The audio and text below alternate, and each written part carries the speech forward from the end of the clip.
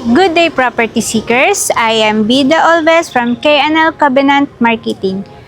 Today, nandito tayo sa Layera Homes, Naik, Cavite. Today, ay ipipicture natin si Amora Unit with a lot area of 50 square meter and floor area with 44 square meter.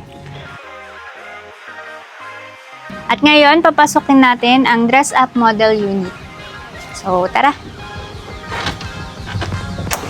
Kung mapapansin nyo, ang design niya is unusual. Hindi siya katulad nung nakikita natin madalas na meron ditong sectional couch, na merong TV. Ang meron lang dito is isang upuan. Ito yung pinaka-dining nila. So, pang starting family. And also, meron silang cabinet dito. Yan. Pero ito, hindi naman kailangan na kapag nabili nyo na tong unit na to, hindi naman kailangan na ganito mismo yung gagawin nyo. Siyempre, nasa inyo pa rin kung anong klaseng design ang gagawin nyo. Pwede kayo maglagay ng sectional couch, maglagay ng TV, ayan. Tapos, dito, para sa akin, pwede kayo maglagay dito ng small table, lalo na kapag starting family pa lang. Pwede na dito yung table na maliit na may 4 na upuan. Yan, dito, lutuan. And of course, ito yung pinaka-gusto ko, ang ating toilet and bathroom. Yan. Malaki siya. Tapos, ito ang ating toilet sink. Tapos, dito ang ating mirror. And ang ating bowl. Yan. Dito din ang ating shower head. Yan. Ganito siya kalaki. Maluwag.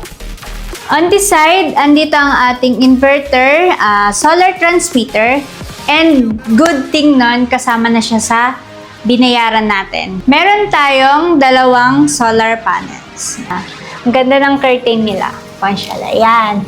Meron ding, of course, meron ding tayong kasamang screen para hindi pasukin ng mga mosquito or kung ano-anong insekto. Kasama din siya sa ating binayaran. And also, ang window natin, hindi siya yung typical na window na nakikita lang natin. Siya ay casement window sa upper part and awning window sa baba. Ayan. Ito siya. Pupush mo siya ng ganon. Yan. Awning window. And this upper part is casement window. Yan. Pag ganito siya, guys.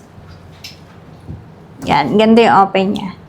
Lahat ng ano natin dito, meron tayong screen, bintana, main door, may screen siya, and then ang ating back door. Yan. Ito, may screen din siyang kasama.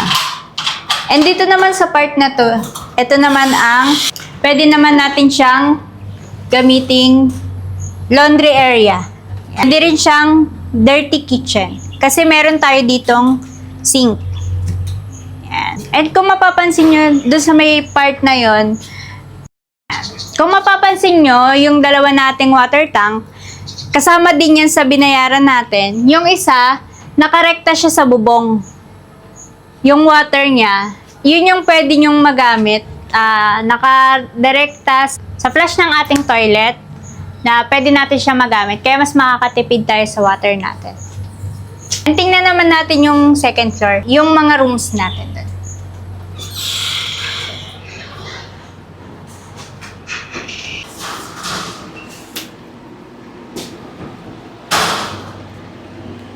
Andito tayo ngayon sa taas, sa second floor. Andito tayo sa master bedroom. Ayan. Kasya dito ang queen size na bed.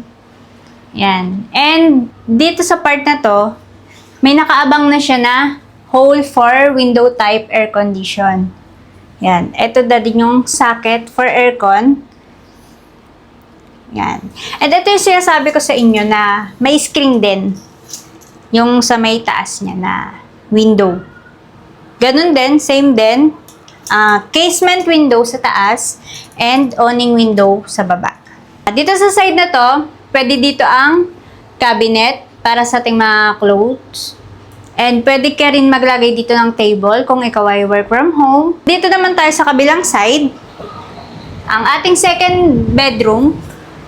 And dito naman sa room na to, pwede tayong, kung dalawa yung ating kids, pwede tayong maglagay dito ng double deck and table para sa mga nag-study. And dito, sa part na to, pwede rin tayo maglagay ng cabinet.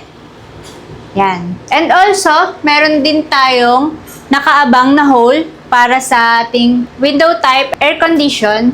Ito rin ang kanyang socket. And also, may window. Yan. Ito nyo makikita yung dalawang water tank natin.